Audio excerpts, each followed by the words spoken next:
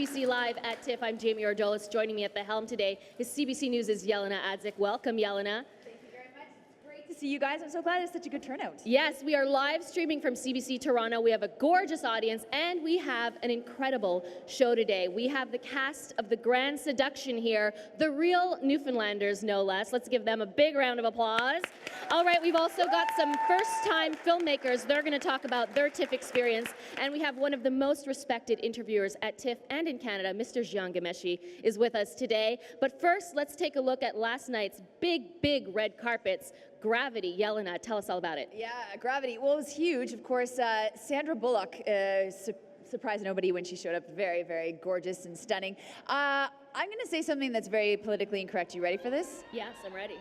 George Clooney is not any good in this film. Oh my God, I can't believe I just said that. No, it's true. Honestly, George Clooney as an astronaut to me was like a Funny or Die video. You just can't put George Clooney in an astronaut getup with the big helmet and have me actually accept that he's an astronaut.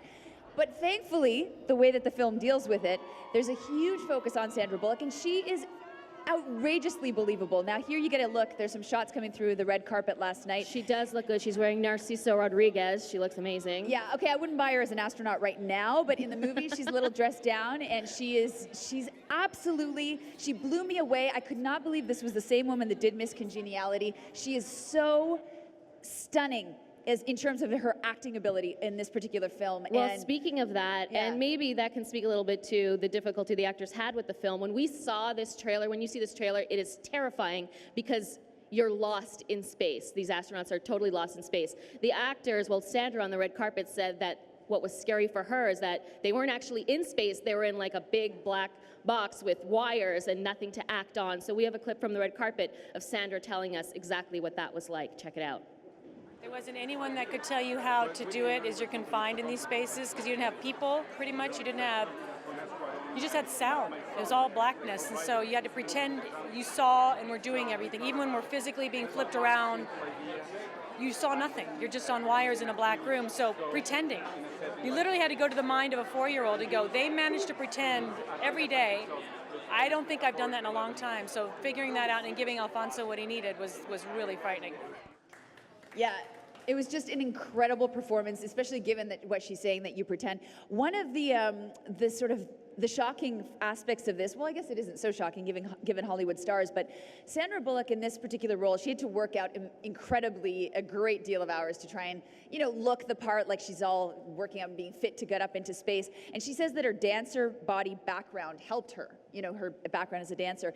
And in this particular film, her athleticism it lends so much to the film, and when you see her, and it's not just like, it's not about a sexual appeal. They're not trying to show her scantily clad because it's sexual. It's just because it really lends a weight, pardon the pun, a gravity to this particular role because she does need to be so athletic in it. And her body is, I'm telling you, wow. And still was on the red carpet. See those arms in that strapless dress? She looked pumped. All right, the other big red carpet was The Devil's Knot by Canadian film director Adam Egoyan. Yeah, exactly. So we'll give you a look at that red carpet as well. So Reese Witherspoon, the big star out. Colin Firth, you get a chance to look at him too.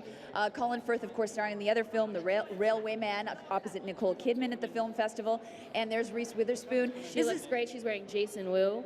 Oh, see, I didn't even know that. Yes, she looks really good. And I think I have a kind of her hair going on today. Well, woo-woo, okay. And Reese Witherspoon, in this particular film, it's all about the Memphis 3, so a really harrowing story, as, Adam Egoyan tends to want to cover. And so that was another one of the big red carpets last night that everybody was screaming and cheering for. Yeah, and for today's CIBC Star Moment, we're taking a look at what the stars of the film had to say about working with talented Canadian director Adam Egoyan. Take a look. Adam he's extraordinary. He's one of my favorite directors I've ever worked with. Just in the experience of, he's so appreciative of everything you give as an actor, and that's such a rare thing for a director to be so empathetic and understand that we put our heart and souls out there. And he would just always come and hug me and say thank you, and it meant so much to me. So I really had a lovely time with him. There's always the unexpected with him. He's not bound by convention. He hasn't mortgaged himself to the temptations of money or a broader stage, which could easily compromise him. he's remained fiercely independent. His thinking is often oblique and surprising. So he's an endlessly stimulating companion, and he's a great friend. So, you know, it's wonderful to have somebody whose work you admire constantly, but who is also, you know, a close friend. Even when we had these stars attached, it's like, you know, people weren't sure exactly what to make of, you know, the project. And so what happened is that when the boys actually were released from prison, suddenly there was so much attention focused on them, and suddenly people realized that the case was still very much alive, and that's when it all came together. All right, The Grand Seduction is a wonderful film about a small Newfoundland town that needs to convince a big city doctor to move to the town so that they can get a factory contract. So what do? They do everything they can, lie, cheat, steal, to convince him to want to live there. And we have the amazing star-studded Canadian cast here with us. Please welcome Kathy Jones, Mark Critch, Mary Walsh, and Mr. Gordon Pinson. Thank you. Take Yelena's lead on the wooing. They deserve it. All right, guys. Thank you so much for being here, especially since you had a huge night last night. It was the big red carpet premiere. How was it? Oh, it's great. That was fantastic. It was great to see. For me, it's the first time seeing it with an audience, so you don't really know, you know? And then everyone was laughing in the right places, and then sometimes they went, oh, which is harder to get than a laugh, because people had to actually be paying attention. So it was great, and I got to sit next to Gordon Pinsent in a movie theater, so just being from St. John's, that's as good as it gets right there. Oh, I thought that was Sean Majumdar, no? Yeah, Sean Majumdar is aged a little bit, but he looks great. I'm actually Sean Majumdar. I'm Sean. Yeah. He's Speaking aged of looking beautifully, great, though. Yeah. I mean, you guys look great. You too. Can you tell us what you were wearing? I had on a coat that a Toronto designer from Magpie, which is a place on Queen West, and they make Misha Bruger-Grossman's clothes, and they make all of Prince's clothes now.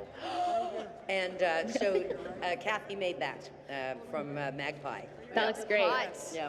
That's Wow. where I Me and got. Prince, were together. We're like that, me and Prince now. Very. Mark, you There's also look Mark. handsome. That's me. Yeah, I'm wearing a suit that I got from a funeral home as a rental.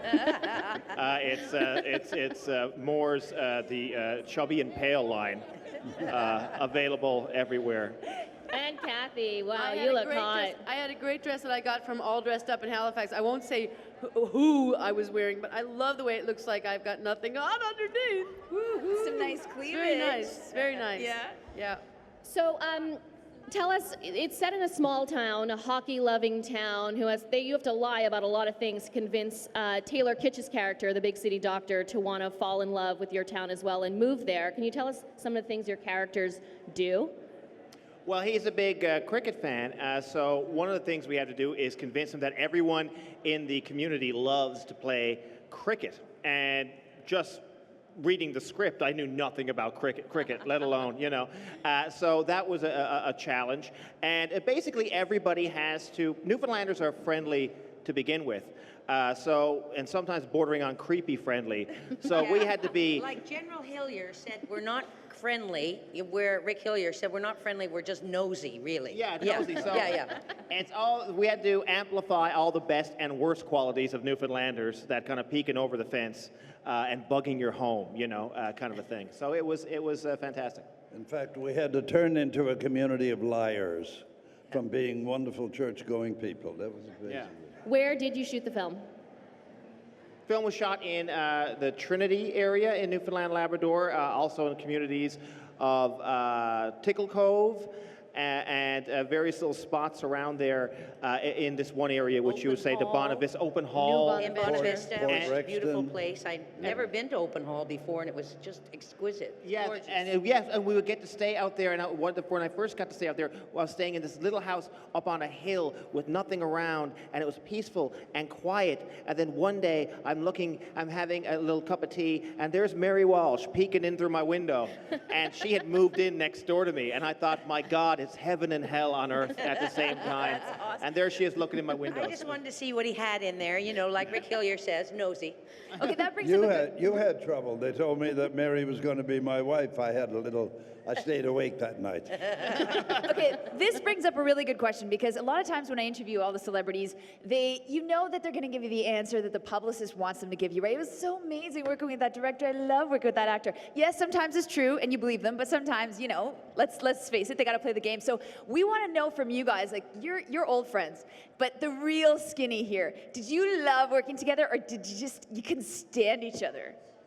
Oh no, people loved working together. I loved working with everyone, but I was really bitter because I didn't have enough lines, and because it was no women, and they're all men, big old jerky men on stage all the time. Yeah. But like I often say, if you had to be putting up with big old jerky men, could you find 4 or 3 or 4 better ones to be putting up with, really? So it was wonderful. It was a wonderful experience. But I won't spoil anything, but you do end up in bed with Gordon and Brendan Gleeson at one point. It was pretty You'll good. have to watch the movie to find out why. We have a clip right now of Taylor Kitsch talking about what it was like to be on set with these guys. Check it out. We had a blast. I mean, we were shooting and we were pretty segregated. It was about 2.5 hour, 3-hour drive outside of St. John's. And I had my best friend with me for the whole film. So we would hang out, we'd fly fish, we'd do all of it, the deep sea fishing. I don't know, I think when you're there, you just try and take it in as much as you can, you know? We hung out with Brendan, the whole crew was great. I think when you're in that segregated area as well, it's like you're just a tighter knit, kind of your own community, so we had a blast. We heard he was a terrible fisherman, actually.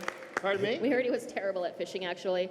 No, yeah, well, it's, you know, it's whenever anybody comes to Newfoundland, Labrador, you do that kind of thing. You take them out and the fishing and all that stuff. We had a great day. We were playing stickball one day with driftwood and rocks, and we were just knocking them out to see how far they would go. And, you know, Taylor's there, and he's handsome. His eyes are like little oasis pools of beauty.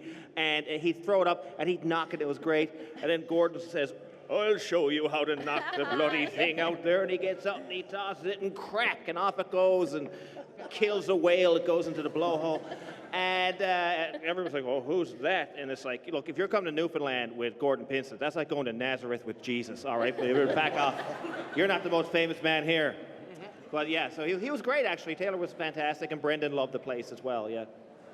Well, I wanted to ask you guys, I love the premise, of course, the Grand Seduction, right? So what better opportunity than with each of you 4 here now, if you could just take a quick turn and give us your best advice if someone really wants to seduce someone else. What's the best thing that they can do? Ask Gordon first, because he's been at it for 60 years now. Throw a rock. Throw a rock at them. Throw a rock first, and you know, if they can take that, and they'll have a sense of humor and join up with you. You know, it's got to be done quickly in Newfoundland because the weather changes so quickly from one mood to another, and you could be left lying on the street, you know, with nobody. So. All right, so seduce quickly is what you're saying. But what are you saying, Mary? It's called quickly, yes. Yeah. I think.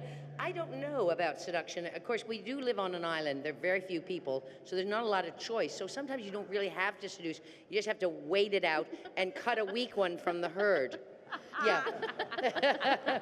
I would say, in my experience, introduce them to Gordon Pinsent, and he will take their hand and say, "My darling, it is wonderful to meet you. Oh, it's so wonderful. Oh, he's so handsome." And then he walks away, but he walks away, and then they're disappointed, and they will settle for you. So have a good wingman. Have a good wingman. That's awesome. We need your advice. How do we best seduce someone? Do you really want to know? I do. You pretend that you're happy all the time. Yeah? Oh. You're just always smiling like you never had a problem in your life. That's really the best thing to do. Just like they think, that person's so happy. That was always my trick before, but now it's too late altogether. But, you know, I think if you want to be seduced to live in Newfoundland, you should just go there. You gotta go there. When you see this film, you will want to go there. This is a great, beautiful Canadian film, and I think people will want to go to Newfoundland when they see it. It is a gorgeous film, and it's got a beautiful tone. It's one of the greatest Canadian films I've ever seen. I'm very excited about it. I'm with you on that. Yeah, definitely. You know who seduced Brendan Gleeson to do the film? Mark Critch. He admitted, yes, he did. Well, let's let him. You're about to defend yourself. He says you were the one that kept him laughing the most, and you convinced him to do the film before he ever met you. So let's take a look at a clip of him explaining why and how. I had seen a thing he did on YouTube about when it came up first. I went looking for, just accents and looking for about a year before we did the movie at all, and I came across an interview he did where he talked about Newfoundland accents, and it has a huge amount of hits on YouTube now. It's become really popular since, but at that time it was relatively unknown, and I played it and I played it and I played it, and it was one of the reasons I really wanted to do the movie. He has such a love of his own culture. It was really infectious, so he had a lot to do with me going there. So he's saying that you taught him his accent. Yeah, and we have that clip. I've never met the man. I don't know who he is. The thing I got this email from him saying like, I'm going to be doing this film in Newfoundland, and I want to know the accent. And I was like, oh, all right, buddy. It's like, don't worry, it's like this, and do a couple of clips. And then realizing afterwards that, oh, that's Brendan Gleeson, the actor, and I'm going to be in the movie. Oh God, no! Oh no! It's like it's like I thought it's like I was being this imposter or something. But he was very. I'd teach him a bit about Newfoundland, and he would say, "Nah, Mark, don't do it like that. You look like an idiot." And he'd teach me a little bit about the acting, and we hung around. We became pretty good friends, I must say. Yeah. We have the clip, that YouTube clip that he's talking about. Oh, we could really? show them, but you're here. Oh, right, yeah. So. Oh, well, there's a bunch of different places in Newfoundland, and some of the accents are, like Brendan could have done easily. In Fairyland, is a lot very Irish. So, like, a lot of times people talk like that. It sounds like it's an Anna McGoldrick special and all that stuff. And, oh, how are you doing today? I'm doing pretty good. And then another place, is that flatter St. John's kind of towny accent. What are you at, boy? Nothing, my son. What are you at? Nothing at all. The chief boy going to go down to the store. These two are the masters of it. All I did, I grew up listening to these guys. Come on, get in. Like, you could have like a, what are you at, Mary? How's you going? Yeah. Not much, Bonnie. Just sitting around. What do you want? That's St. John's right there, right? Yeah. But then you go to a place where people descended from English people, and they all talk like that. They put the H's. They say I couldn't get any help with it. I got a home hunter plan, and I got a whole Henry bar, and they have that whole thing going on there. Yeah, I see the sentence like, help, I need to go to the hospital, might be, help, I want to go to the hospital. Yeah. So you drop things and you pick up things. You drop an H and you'll add an H. Depends on where you came depending from. on where you're going and how much time you have. Yeah. That's awesome. We don't speak too fast. You listen too slowly. In the end, Brendan's own accent really was there, wasn't it? I think, and it was perfect. Yeah. I didn't flinch once. Like for instance, watching the Shipping News. I love that novel, The Shipping News, but watching the movie, I just went like this. I was like this the whole time, and I love all those actors, but the Newfoundland accent was so bad, but I never flinched once But the when great Brendan thing- was on. That was my fault. I taught them. That's right, that was Gordon. Judy Dench and Julianne Moore and the other people. And they'd come and knock at the trailer door. I thought, look at these wonderful people coming to the trailer door, And they said, would you teach us the accent? Yes, easy. And anyway, I thought I'd stand out a bit more if they did it badly, All right, we're running out of time, but first I want to know, are we going to see you back on Republic of Doyle this season? Doyle, yes, Yes. a happy experience. I have a wonderful time. Let me guess. Great. Oh, that's some. There, that's just him some now. Is footage. that Yeah, there Doyle? you are. No, that's Oh, you. my life. It's Oh, that'll be Maurice. me, yeah. All right, and what can we expect from the new season of 22 Minutes? New season, 22 minutes. You can expect more. Everything. Well, we have a lot to catch up on now. Mike Duffy and all these different things, and whatever Rob Ford is doing currently. I believe they're trying to shoot him down from the top of the CN Tower right now. So there's always something new. So we'll be on the air in October. So we'll find out then, because we just react to whatever's going on. Yeah. Will we see the return of Marg Delahunty at some point? I'd say. Yes. I'd say that's some good news. All right. So I mean, Mark, whoever she is, I heard she was coming back. congratulations on the film. We love it so much. It's truly a special film if you get a chance to see it, because this is one of those ones where, as Canadians, we can be seriously proud of. So. Oh, thank And you. it's a great film in 2 languages, because it was a great film in French too. It's almost the quintessential Canadian film, but not in a bad way. Absolutely. Yes, yes. Before we go. It's a foolproof plot, the line drawing of this film, and the paradigm that they drop the old story into, and it's done with freshness and wonderful talent Yeah. of these people. This is a good date movie. If you want to seduce someone, take them to Absolutely. this movie. There's a lot of laughs in this movie. And you go to a lot of movies thinking you're going to laugh, and you don't laugh. This was a movie with laughs. That's a lot. That's good. A lot of laughs, and it's bookended with sex. Okay, before we let you go, it is. It's a good thing. Before we let you go, we want to share one of our favorite clips from the last season of 22 Minutes with Mark and Kathy. Thanks so much, guys. Thank you. I'm a single woman, awaiting the triumphant return of the Lizard Master. All I want is a nice guy with a sense of humor who'll board the spaceship with me when the Lizard Master comes to reclaim our souls on March 12, 2016 at 2 p.m. At first, I was skeptical. But within minutes of signing up to cultmingle.com, I met 5 beautiful women who love the Lizard Master as much as I do. Now I'm married to all 5 of them, even though people say it's totally illegal. Tonight, I'm having dinner with a high priest who dwells in grace with the Lizard Master. And if things go well, he's going to purify my thoughts and turn me against my family. Thanks, cultmingle.com. Cultmingle.com. Sign up before March 12, 2016 at 2 p.m. to get 50% off your joining fee. All right, we're very happy to have joining us now Derek Lee and Cliff Prowse. They are best friends. They're first-time filmmakers, and they have a horror flick at TIFF, part of the Midnight Madness program called Afflicted. Welcome, guys. Thanks. Thank you. Thanks for having us. How exciting is this? It's crazy. It's the whole TIFF Midnight Madness experience has been overwhelming and really, really fun. Yeah. And I mean, as a huge fan of the CBC, I just got to meet Jen Ghomeshi, and if Stuart McLean walks by, I may go into cardiac arrest. So That's awesome. Yes, he's right there, and he's on next. Okay, can we take a look at the Afflicted movie poster? Looks like some pretty gruesome stuff. Can you give us a little bit about what the film's about? Sure. So Afflicted is about 2 best friends who set out to film their year-long trip around the world, but instead end up documenting the horrifying illness that starts to take one of them over. All right, now there's a vampire theme throughout here. And I have to ask you about this, because, you know, a lot of Twilight fans out there, and a lot, you know, this is a true fact. This is a true fact. Catherine Bigelow, right, the director behind Zero Dark 30, a lot of other big films we know, she kiboshed a film she was working on about vampires because she said that with Twilight, hey, I don't want to compete, it's done, and she didn't do it. Why did you guys want to stick to this genre, although you do it in a very different way? But what was it about vampires that you thought, nope, let's do it, it's not done? I think you nailed it. We wanted to do the exact opposite of what had been so pervasive in vampires and in mass media and pop culture right now. It's all a lot about being beautiful and young forever, and there's very little curse to it. And what we wanted to do is bring back the origin of, like, why is this a bad thing? You are forced to kill a person, not an animal. There's no easy way out. You're forced to kill a human being every week, and what that would do to you psychologically, the toll that would take, was really what we wanted to explore in this film. There's a really interesting twist in it too, which of course I won't give away, but as to how are these vampires going to survive given that conundrum, right? You've got to kill people. Who are you going to kill?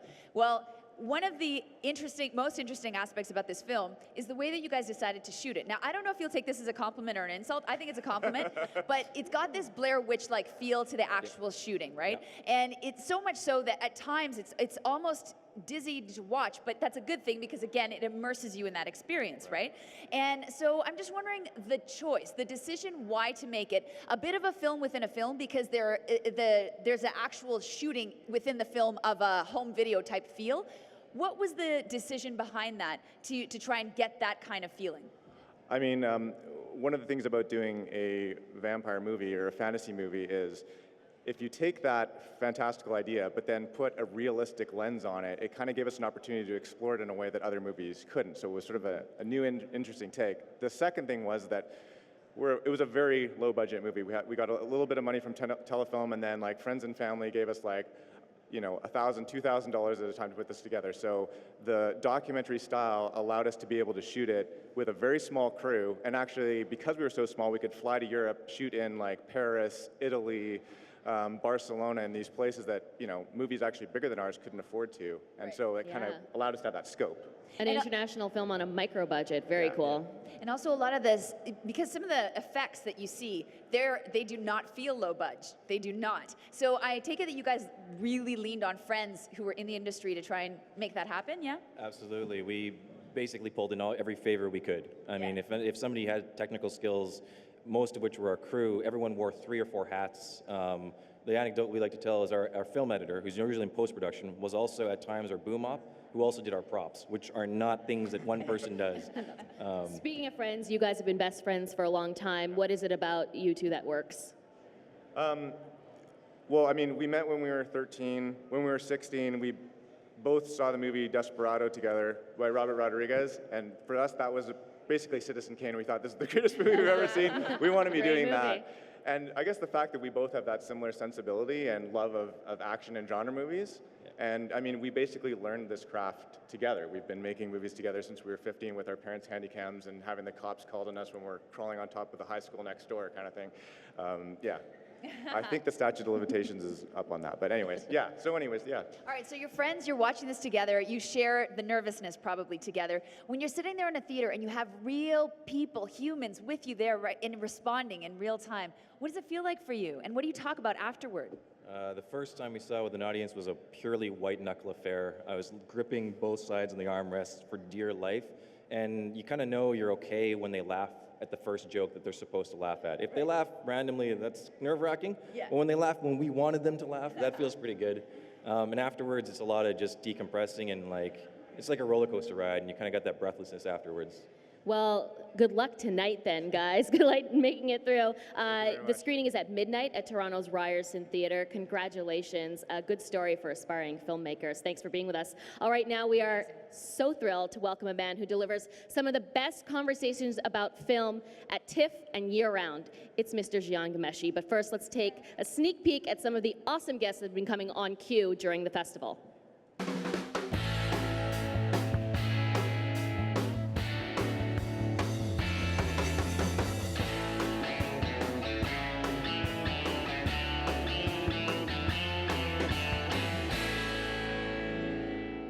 Please welcome the host of Q, Mr. Jian Ghomeshi.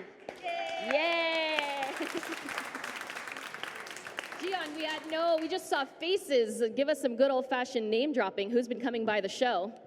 Yeah, some really, really interesting people. Tom Hiddleston, very handsome. Tweeted about how awesome an interviewer you are. A good interview is a dance, and when both partners are dancing, and dancing well, it can go really well. And that one was really good.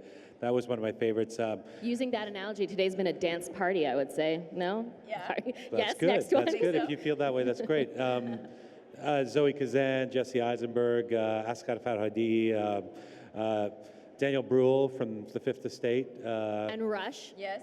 Incredible, yes. And Rush, yeah. It's been good. Favorite one, can you tell us? Favorite interview? Yeah. I honestly have had a few that, there were a few on the weekend. We're pre-taping some stuff, obviously, because, and I would say, well, I mentioned Tom Hiddleston. I've got to say, Zoe Kazan, you already know this, but I'm really charmed by her. She's really smart, really funny. Did you talk to her? She's one of the ones I didn't get to talk to yet. She's big personality, and I quite enjoyed that film, The F Word, which is a Canadian-made film, Michael Dowse's film, and she stars opposite Daniel Radcliffe. She made Ruby Sparks, which she wrote, produced, directed, and starred in, along with her boyfriend, Paul Dano, her boyfriend. So anyway, I was really charmed by her.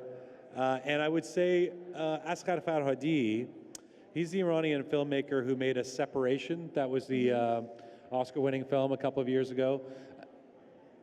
Riveting, gorgeous film about the difficulty of human relationships and a couple separating. If you get a chance to see a Separation, by all means do. His latest film is called The Past, and I think it's one of the best films at TIFF, and he's a very thoughtful guy, and he's a guy who has to walk the line. He made this film in France. It's a French film, but he has to walk the line between his ideals and what he wants to do, and also being cognizant that the Iranian authorities will jail him, as they have Jafar Panahi or other Iranian filmmakers, if he makes the wrong kind of film. So it's a very difficult and interesting position to be in, but what he does do is amazing, nuanced characters in a world that often sees people in black and white. So Amazing. It was a joy to get to speak to him. cbc.ca/q to find out when interviews are airing or to be able to listen to ones that have already aired on demand. Yeah. So, Gian, I wanted to ask you because before we were going to do this panel, I kind of put the word out there. Gian and I have known each other for a really long time. We both interview a lot of celebrities, and a lot of people, I think, are always interested when you're on the opposite side because they get to ask you something. Okay. So I put the word out there, and I asked people, what do you want to know about Gian? What do you want me to ask him?